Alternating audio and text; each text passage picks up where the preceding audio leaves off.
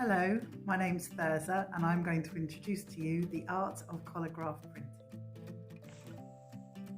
Collograph is a basic method of printmaking using a board with collage materials glued onto it to form a relief surface with a variety of textures.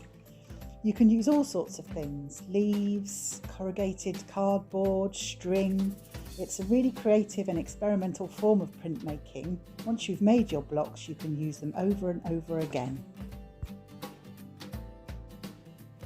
You just need simple materials to get started: some cardboard, some string, a pencil and some scissors, a glue brush, some glue, some acrylic paints, or if you've got it, some printing ink, a household sponge, a roller if you've got it, something plastic, this is an old lid that I've got, and some paper. You can make your print as big as you like. I'm working quite small this time and I'm using a simple shape of a fish. The size of the print I'm going to be making is about A6, which I thought I'd use to make some cards, which you'll see later. I'm dividing the fish into simple shapes, and I'll cut these up and attach them to my backboard.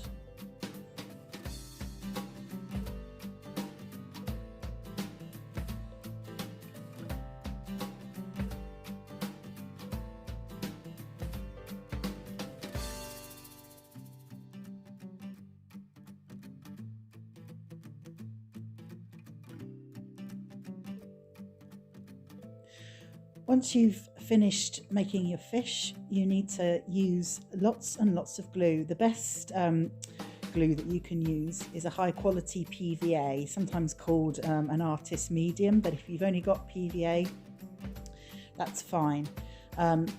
If you make a good covering on the base of your board and then start sticking your pieces down so that they're really well secured to the backboard.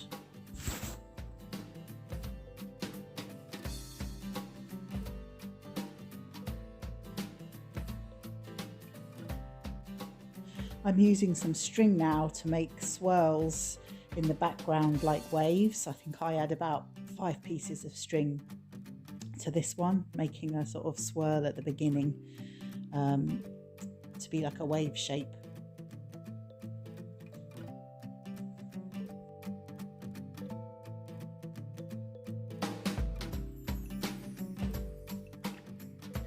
When I finish doing that, I just take some bits of cardboard and pull off the top layer to reveal the corrugated section underneath.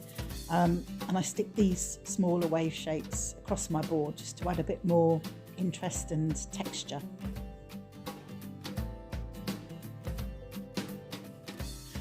Once you've added all your bits of texture to the board and your pattern is there and your design, you need to cover the whole board with a really good layer of glue. This is what's going to protect your board from the paint or the ink that you use and let you use it over and over again. Now getting ready to print. This is where I'm taking a simple household sponge and just cutting it into well, in this case 2 bits because I'm only using 2 colours. You then put your paint onto your plastic surface. I'm using an old lid, putting both colours down. And then I'm going to use my sponge to add the colour to the print, to my board. You can actually be quite accurate with it. You can decide where you want the colour to go, so you can have different coloured prints. It doesn't all have to be one colour. Just decide what bits you want to be what colour and then just daub the paint onto them. Now putting some blue on my fish, and I had like a greeny blue on the waves, just for I'm adding a bit more blue for definition. When I take the print, I lay the paper down on the top and then I press with my hands to make sure I'm getting really good contact and to an adhesion for my print. I would say that using thinner paper is better for this than thicker paper because you can really sort of get it down and into the print.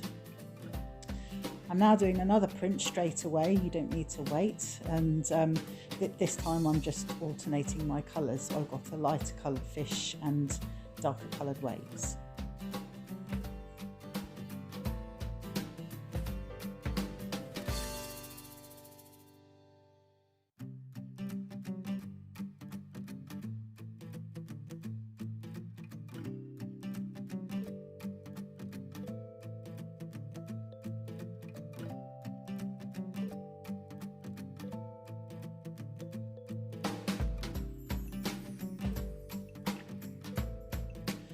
I'm now using a roller just to get some colour and texture into the background.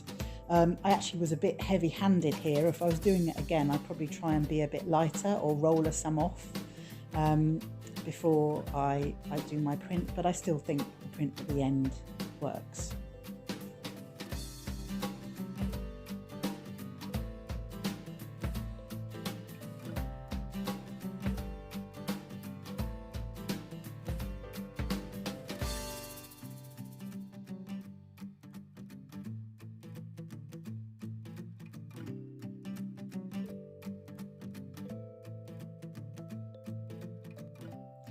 And here's some ideas of what to do with your prints.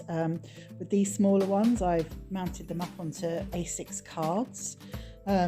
These can be just little notelets for yourself, or you can tie them with decorative ribbon if you like and give them to a friend who doesn't want to receive a nice handmade gift.